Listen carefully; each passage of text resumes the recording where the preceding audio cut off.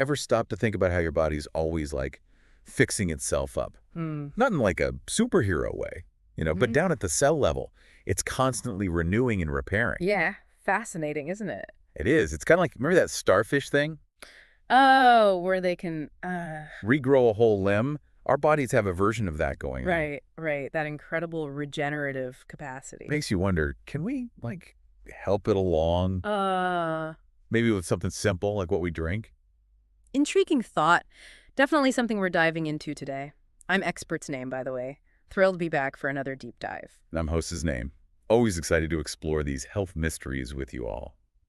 Today we're looking at Dr. William Lee's work. This guy's like a medical Indiana Jones of food. Aha, I like that. He goes deep into the science and figures out how everyday foods can power up our health. Exactly. It's not just about calories, it's about the information our food provides, the instructions for our body's systems.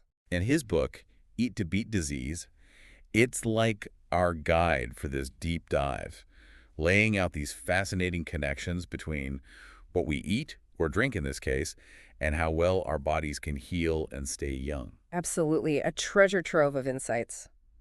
So today, we're focusing on three specific drinks Dr. Lee highlights as potential regeneration boosters. Ah, yes, the elixirs of youth, so to speak. Maybe even help with those energy levels and wrinkles, things I know you're all thinking about. Of course, always a popular topic. But also, gotta be real, we'll look at a couple of drinks that might be holding us back from aging gracefully. The flip side of the coin, those potential saboteurs. Quick disclaimer before we jump in. Yeah. This is based on Dr. Lee's research. It's for your info, but, chat with your doc before making any major changes, right? Absolutely. Always best to personalize these things. Right, ready to start? Let's do it. Let's talk tea. Oh, tea, a Well, classic. not just a cozy drink. It's got these things called polyphenols, both green and black tea. Ah, yes.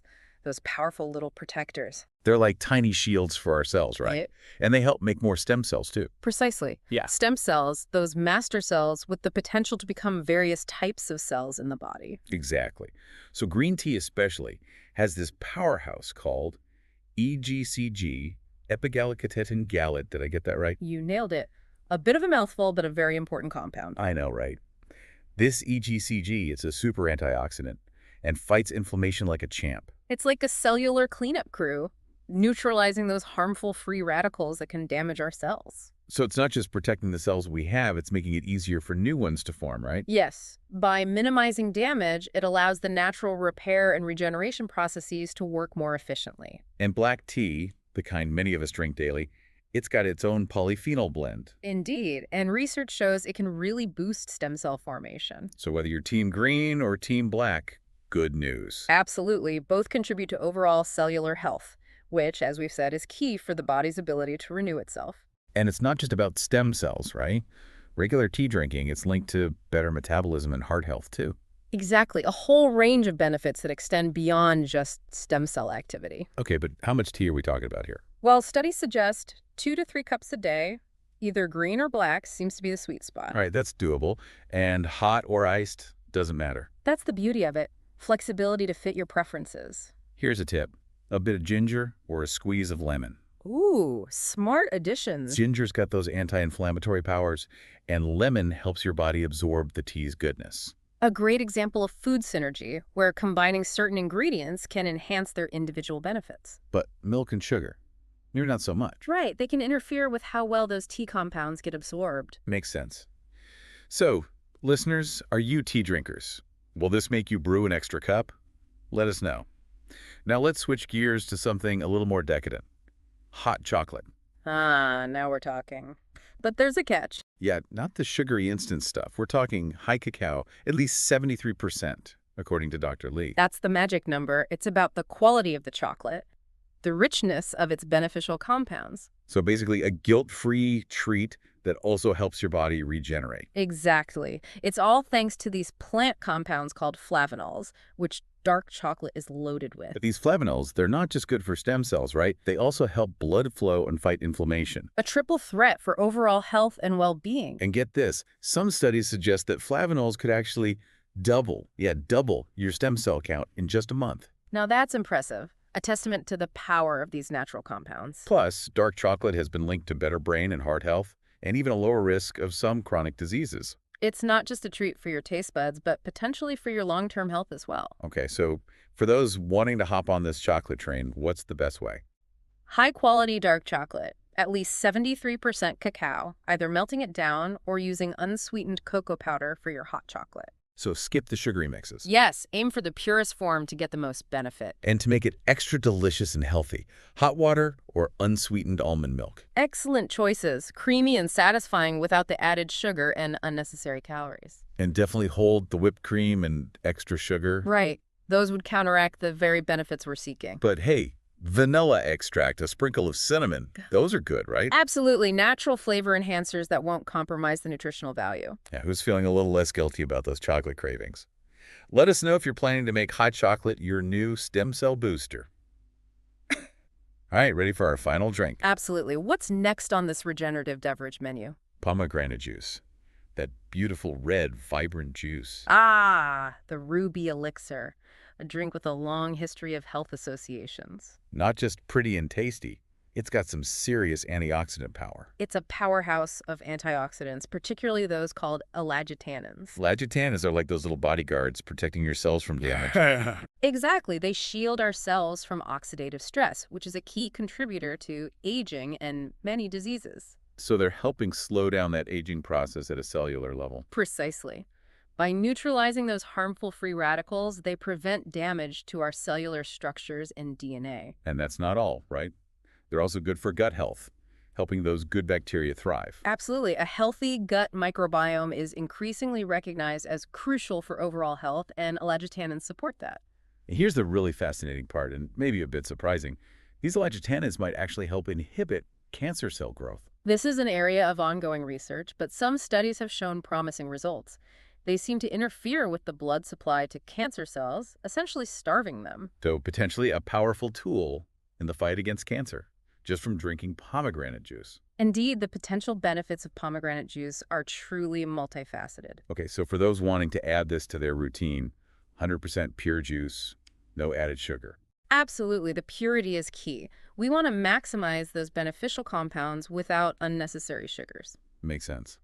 And one glass, about 8 ounces a day, is a good target. That's a good starting point. Consistent daily consumption is important for reaping the benefits. And for a little variety, maybe mix it with some sparkling water for a fun, fizzy drink, or blend it into smoothies. Great ideas for incorporating it into your daily routine in a way that suits your taste. So, pomegranate juice lovers out there, are you feeling even better about your choice now? Let us know. Ah, Okay, we've talked about the good stuff. Now for the not so good. Alcohol and those sugary drinks. right. It's important to acknowledge the other side of the equation. What we choose to avoid can be just as impactful as what we choose to consume. Exactly. Alcohol first, it's a social thing, we get it, but it can really mess with your body's healing ability. The liver is our primary detoxification organ, essential for processing nutrients and filtering waste products. Uh, Alcohol, especially in excess, puts a huge strain on the liver. and the research is clear. Alcohol can damage the liver, leading to some serious conditions. Cirrhosis, alcoholic hepatitis, fatty liver disease, all very serious conditions that compromise liver function and can have cascading effects on overall health. And a damaged liver can't support healthy stem cell function as well, right? Exactly. The liver's role is crucial in maintaining a healthy internal environment that allows stem cells to thrive and function effectively. Plus, too much alcohol leads to more inflammation throughout the body, which we know messes with stem cells. Chronic inflammation is a major culprit in many chronic diseases and can significantly impair the regenerative capacity of our stem cells. And on top of that, alcohol can mess up your sleep, which is when a lot of that cell repair happens. Sleep is a crucial time for our bodies to repair and regenerate. Disrupting that restorative process can have significant consequences. So cutting back on alcohol, or at least being mindful of how much you're drinking, it's important for those stem cells and your overall health.